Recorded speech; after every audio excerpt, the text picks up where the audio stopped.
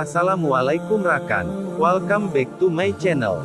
Hari ini kita akan membahas tentang Nabi Musa yang menamparkan malaikat maut. Mari simak penjelasan lengkapnya.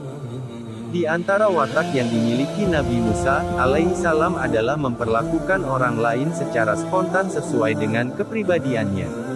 Tak mengherankan ketika malaikat maut datang kepadanya dalam wujud seorang pria yang akan mencabut nyawanya, Nabi Musa alaihissalam langsung menamparkan muka sang malaikat hingga bola matanya pecah. Kemudian, Allah pun memberikan dua pilihan kepadanya, apakah akan beralih ke hadiratnya atau tetap berada di dunia beberapa lama lagi hingga malaikat maut kembali datang menjemput nyawanya. Namun, Nabi alaihissalam memilih untuk segera bersanding di sisi Tuhannya dan meninggalkan kepenatan dan hiruk-pikuk kehidupan dunia.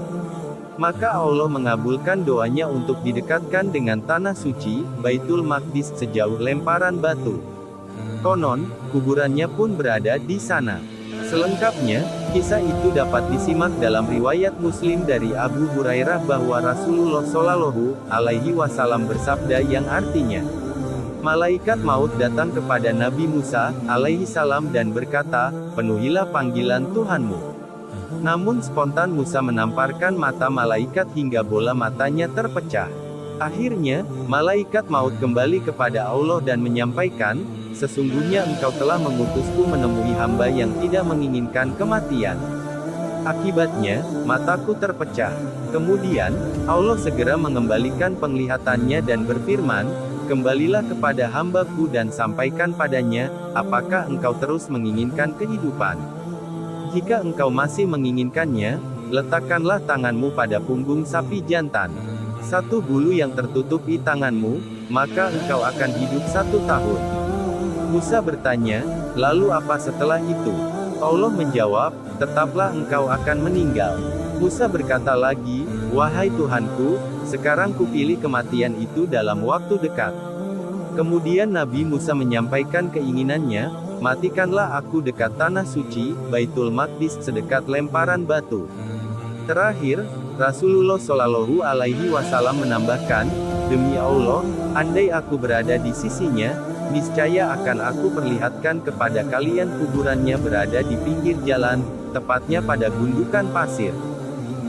Dalam hadits di atas disampaikan bahwa Allah mengutus malaikat maut kepada Nabi Musa alaihissalam dalam wujud seorang pria.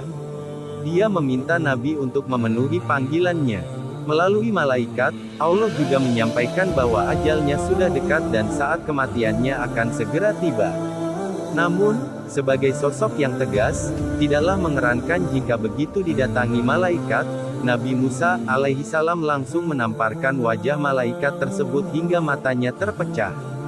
Maksudnya mata di sini adalah mata malaikat yang kala itu datang dalam wujud seorang pria. Sebab, jika bukan dalam wujud manusia, pasti Nabi alaihissalam tidak akan bisa menamparnya.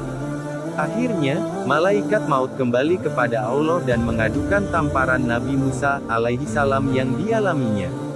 Maka, Allah segera mengembalikan penglihatannya dan memerintah untuk kembali menemui Nabi Musa alaihissalam guna meminta meletakkan tangannya di atas punggung sapi jantan. Kemudian, ia menghitung bulu-bulu sapi yang tertutup tangannya. Setiap bulu yang tertutup dihitungnya sebagai tambahan usia 1 tahun. Walhasil, tambahan usianya sebanyak bulu sapi yang tertutup tersebut. Namun, Nabi alaihissalam tidak mengambil tambahan usia itu. Andai ia melakukannya, niscaya ia masih hidup hingga sekarang ini. Namun, begitu dikabarkan bahwa setelah tambahan usianya itu tetaplah kematian, Nabi Musa alaihissalam memilih kematian dalam waktu dekat. Sebab, tidaklah para nabi, rasul, dan orang-orang saleh berada di sisi Allah kecuali lebih baik dan lebih kekal. Jika arwah para syuhada diserupakan dengan burung-burung yang terbang di taman surga, memakan buah-buahnya dan meminum air sungai yang ada di dalamnya, berlindung di bawah lampu-lampu yang bergantung di bawah langit, Arsy Al-Rahman, maka kehidupan para nabi dan rasul di sana tentu lebih dari itu. Tidak bisa dibayangkan, bagaimana keadaan Musa, alaihissalam jika masih hidup hingga hari ini. Ia akan terus mendapat ujian dan beban hidup. Artinya, keberadaannya di dunia sebagai negeri ujian dan kehancuran tidak akan lebih baik ketimbang keberadaannya di surga dan rahmat Allah bersama para nabi dan rasul yang lain. Namun, sebelum kematian, Nabi Musa alaihissalam memohon kepada Allah agar nyawanya dicabut dekat tanah suci, Baitul Maqdis hingga sedekat lemparan batu. Permohonan itu menunjukkan betapa cintanya sang Nabi kepada tanah suci. Bahkan, dikubur pun ingin di dekatnya.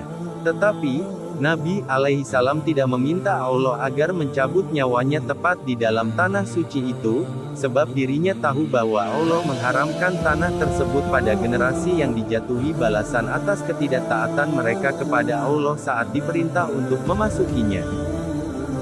Malahan mereka berkata, "Hai Musa, kami sekali-kali tidak akan memasukinya selama-lamanya, selagi mereka ada di dalamnya, karena itu pergilah kamu bersama Tuhanmu, dan berperanglah kamu berdua, sesungguhnya kami hanya duduk menanti di sini saja." Quran Surah Al-Maidah ayat 5-24. Akibatnya, Allah menetapkan, mereka tersesat di Padang Sinai selama 40 tahun. Allah pun mengabulkan permohonan Nabi Musa alaihissalam. Rasulullah Shallallahu alaihi wasallam mengabarkan bahwa kuburannya berada di tanah suci Baitul Maqdis, tepat di serambinya yang ada pada gundukan pasir. Ditambahkan dalam riwayat itu, andai berada di sana, beliau pasti telah memperlihatkannya kepada para sahabat.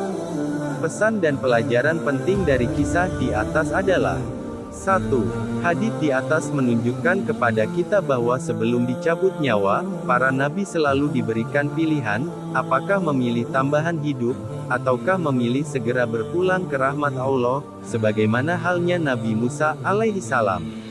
Bahkan, berkenaan dengan hal ini, Aisyah pernah mendengar Rasulullah Shallallahu alaihi wasallam berucap saat sakit terakhirnya, "Ya Allah, kupilih Al-Rafiq al-A'la surga." Dari ucapan itu, Aisyah tahu bahwa Al-Rafiq al-A'la itu lebih baik, makanya beliau memilih itu. 2. Para malaikat mampu menunjukkan diri dalam wujud manusia. Tak terkecuali saat menemui Nabi Musa alaihissalam. 3. Kematian itu sesuatu yang pasti dan tak bisa ditolak. Andai di antara kita ada yang selamat darinya, tentu para nabi dan rasul juga sudah selamat. 4. Tingginya kedudukan Nabi Musa alaihissalam sampai-sampai mampu menamparkan malaikat maut hingga bola matanya terpecah. Andai bukan karena kedudukan Nabi Musa alaihissalam di sisi Allah, niscaya malaikat maut akan melakukan pembalasan berat kepadanya. 5. Kuburan Nabi Musa alaihissalam berada di tanah suci Baitul Maqdis. Rasulullah Shallallahu alaihi wasallam sendiri telah memberitahu keberadaan kuburannya. Bahkan, beliau menyebutkan beberapa tanda keberadaan tersebut, yaitu di samping jalan, tepat pada gundukan pasir. 6. Nabi Musa alaihissalam menginginkan kuburannya berada dekat dengan tanah yang penuh berkah. Karena itu, tidak ada salahnya jika ada seseorang yang juga ingin meninggal di tanah yang penuh berkah itu. 7. Tanah suci dimaksud memiliki batasan-batasan yang telah diketahui. Nabi Musa alaihissalam pun meminta kepada Allah untuk mendekatkan dirinya pada tanah itu sedekat lemparan batu. Tetapi demikian, jenazahnya dikuburkan di luar tanah tersebut. Lihat, Umar Sulaiman al-Asikar, Sahih Al-Qohas Al-Nabawi, Oman, Darun Nafais 1997, cetakan pertama, halaman 97.